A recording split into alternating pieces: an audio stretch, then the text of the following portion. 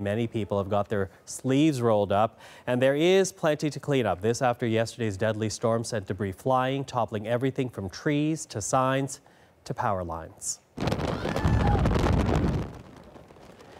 Now, the warnings had been well in place, but not many people expected the scope of the storm. You're looking at some images that have been shared on social media. In this one instance, you see the shingles torn off the roof of this home in West Toronto. Now, the CBC's Loretta Redekop is in Toronto. She joins us now with more. So describe the scene where you are right now, Loretta.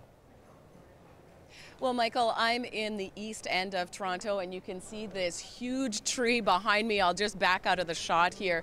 I talked to the homeowner earlier, and she said she wasn't home at the time, but she got this urgent text from her son last night saying, "Get home now," and you could just incredible. And there is actually also a car here where the tree came down on that.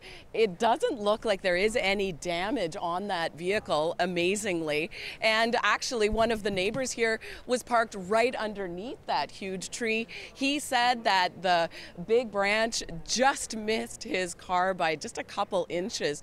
But in neighboring streets, people haven't been so lucky, and there are cars that have been damaged. We've heard from the city's utility company, Toronto Hydro, that the most outages have been in the city's west end in Etobicoke. And we've also heard that a school actually had a roof that flew right off it. Just amazing, incredible stories.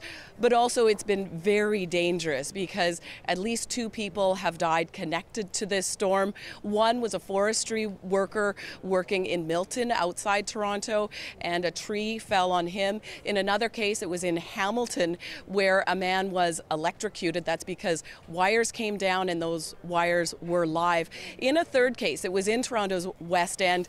We don't know for sure if it is connected to this storm, but there was a pedestrian crossing the street. It was last night.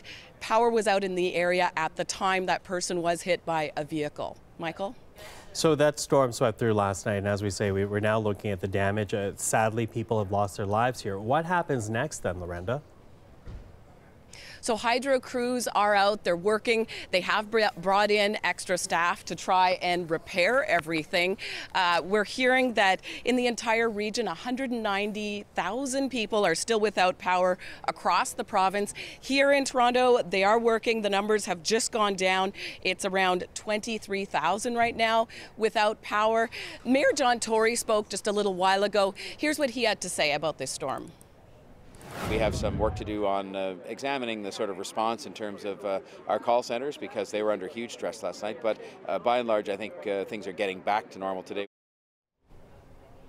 So we don't know exactly how long this will take, but what we did hear from a hydro official is they are hoping to have this done by the end of the day. They're not totally sure about this. They had referred to this, though, as an emergency state for their utility.